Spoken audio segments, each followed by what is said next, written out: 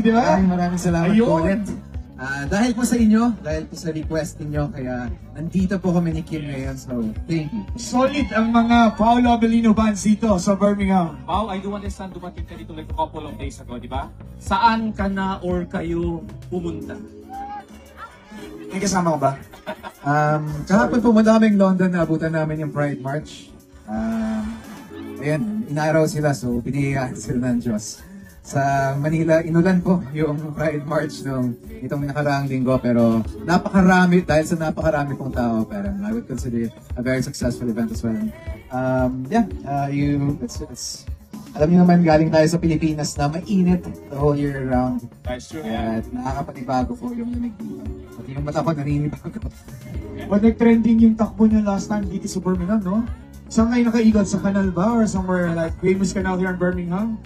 Yes, we ran around the canal earlier. Yes, we ran around the area. Napakaganda po, napakaganda na lugar.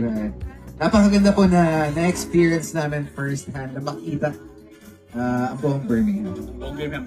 Birmingham, tulungan natin si Paolo sa ang area pa sa Birmingham, pwede siyang pumasyal. Sandal, sandal! May narinig ako sa bahay. Sa bahay daw nila. Masarap po ba yung ulam dyan? Ano bang paboritong ulam ni Paolo Abelino? Ako, lahat po, kakainin ko po lahat basta may kasamang pagmamahal yung pagluluto. Ayun naman!